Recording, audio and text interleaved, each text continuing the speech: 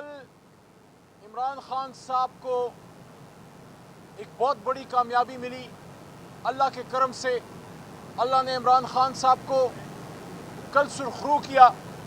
توشہ خانہ کیس جو ایک جیلی کیس ان پہ بنایا گیا، وہ شخص جس کے نام پہ لوگ اربوں روپے کروڑوں روپے وہ نچھاور کرتے ہیں، خیراتی اداروں کو دیتے ہیں، اس شخص پہ یہ الزام کہ وہ ہار بیچے گا اور ہار سے پیسے بنائے گا اور ہار چرائے گا، اور یہ کیا ڈرامے. تو کل اللہ تعالیٰ کے کرم سے ہائی کورٹ اسلام آباد سے عمران خان صاحب کی ضمانت ہوئی اور ایک امید بندی کہ عمران خان صاحب انشاءاللہ باہر نکلیں گے. لیکن پھر ہم نے دیکھا کہ رات ایک اور کیس میں ان کی گرفتاری ڈالی گئی، راولپنڈی کے ایک FIR میں. میں یہ کہنا چاہتا ہوں کہ نہ تو اس طرح کے حربوں سے عمران خان صاحب کے حوصلے ٹوٹ سکتے ہیں. اس نے ٹوٹنا ہوتا تو پہلے وہ ٹوٹ چکا ہوتا، وہ ٹوٹنے کے لیے بنا ہی نہیں ہے. ہم چھوٹے سے بچے تھے جو اس آدمی کو دیکھ رہے ہیں، اور آج ہمارے بچے جو ہیں وہ جوان ہو رہے ہیں اور ہم اس آدمی کو دیکھ رہے ہیں کہ پاکستان کے لیے یہ آدمی کھڑا ہے. 1971 جب پہلا اس نے میچ کھیلا تھا، اس سے لے کے آج تک یہ پاکستان کے لیے کھڑا ہے، اور ہم اس کے ساتھ اس لیے کھڑے ہیں کہ ہم پاکستان کو ایک بہتر ملک بنانا چاہتے ہیں. کیا آپ عمران خان صاحب کے حوصلے کو توڑ سکے؟ نہیں توڑ سکے. کیا عوام کا ان سے جو ایک اٹوٹ رشتہ ہے اس کو توڑ سکے، اس میں درار ڈال سکے؟ نہیں ڈال سکے.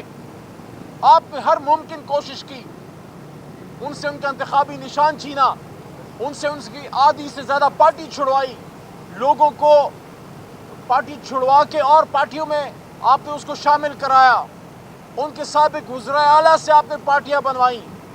وہ لوگ جن پہ تحریک انصاف کا بڑا ٹرسٹ تھا، ان کو عمران خان سے دور کیا. لیکن اس کے باوجود قوم نے 8 فروری کو آپ کو میسج کیا دیا کہ آپ چاہے جو بھی کریں، قوم فیصلہ یہ کر چکی ہے کہ پاکستان کو ٹھیک ہونا ہے، اور ٹھیک عمران خان اور تحریک انصاف کے ہاتھ سے ہونا ہے. آپ نے اپنی کوشش یہ کر کے دیکھ لی کہ رجیم چینج ہوئی. رجیم چینج میں اس ملک کے اداروں اور تمام ذمہ دار لوگوں کا اور پورے جمہوری سسٹم کی یہ ذمہ داری تھی کہ آپس کے اختلاف میں ہم دوسرے کے خلاف کسی بھی حد تک جاتے ہیں، لیکن جب بات ملک کی آتی ہے پھر ہماری ذمہ داری ہے، قومی فریضہ ہے کہ ہم اس وقت کے وزیر اعظم کے ہاتھ مضبوط کرتے. ہم نے ہاتھ مضبوط نہیں کیے، عمران خان صاحب کو اکیلا چھوڑا اور رجیم چینج کی. لیکن قوم نے عمران خان کو اکیلا نہیں چھوڑا، اور قوم نے 8 فروری کو بتایا کہ پاکستانی قوم کس طرف کھڑی ہے. آپ نے فارم 47 کی حکومت بنائی. آپ بتائیں کیا کوئی پاکستانی اس کو مانتا ہے؟ وہ حکومت جس کے پیچھے عوامی مینڈیٹ نہیں ہے.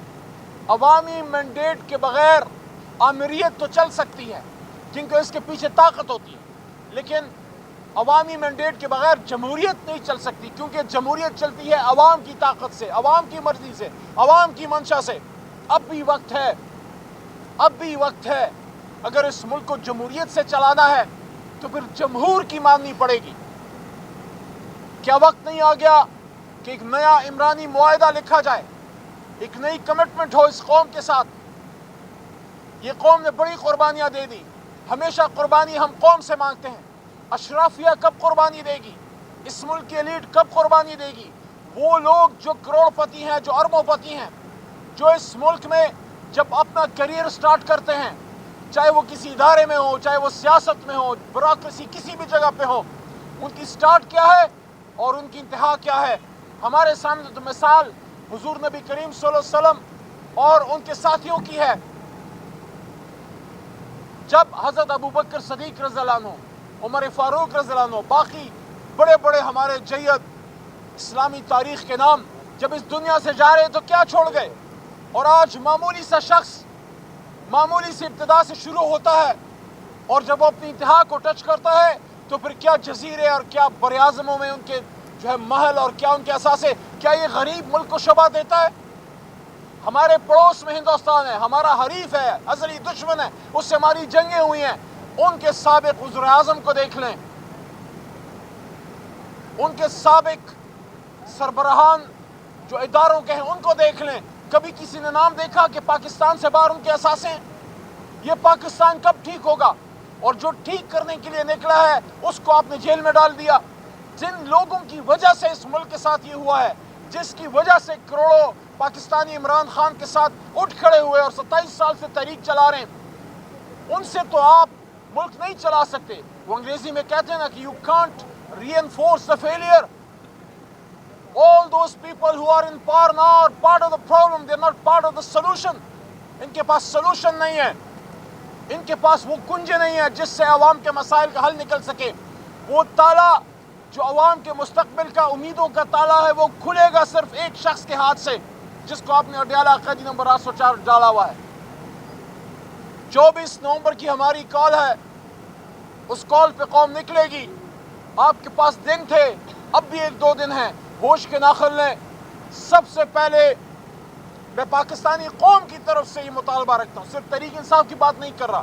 26ویں آئینی ترمیم بھی غلط ہوئی، آئین و قانون کی حکمرانی بھی چاہیے، مینڈیٹ کی واپسی بھی چاہیے، لیکن قوم کا آج صرف ایک نعرہ ہے، سب سے پہلے عمران خان ہمیں باہر چاہیے، اس کے بعد باقی تمام مسائل کا حل انشاءاللہ نکل آئے گا.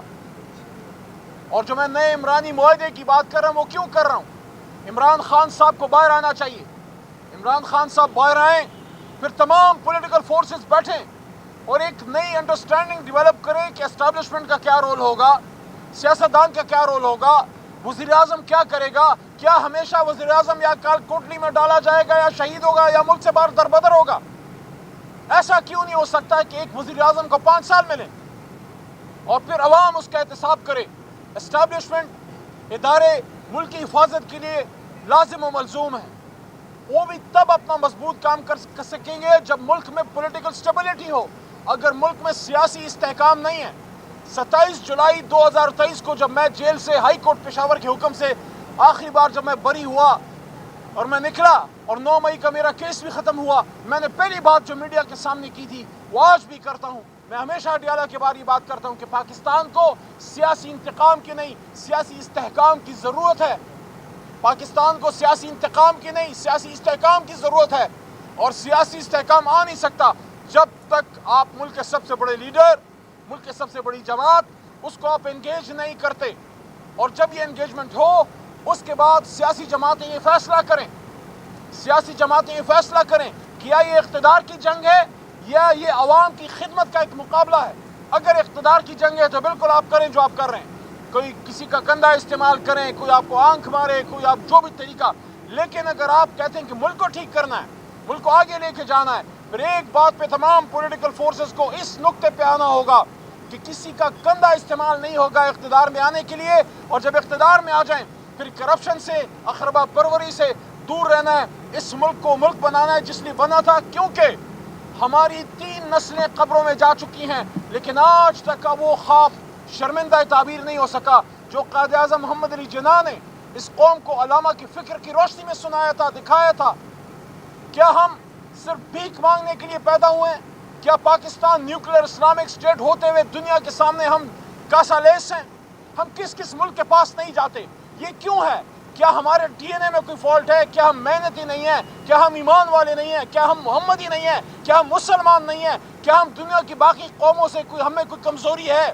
ہمارے پرورش میں کوئی کمی ہے؟ مسئلہ صرف ایک ہے، ہماری لیڈرشپ میں مسئلہ ہے کہ لیڈرشپ بیٹھے اور اس بات پہ فیصلہ کرے کہ ملک کو آگے لے کے جانا ہے. لیکن وہ کیسے ہوگا جب آپ ملک کے سب سے بڑے لیڈر کو گولیاں مار کے جیل میں ڈالیں؟ میری دعا ہے کہ سیاسی فورسز ہوش کے ناخن لیں اور جو لوگ فیصلہ کن ہیں وہ بھی کوئی سوچیں کہ آپ نے پورے ملک کو اس مشکل میں جو ڈالا ہوا ہے. آج روڈ پہ جائیں، 100 میں سے 99 لوگ ایک سوال کرتے ہیں، خان کب باہر آ رہا ہے؟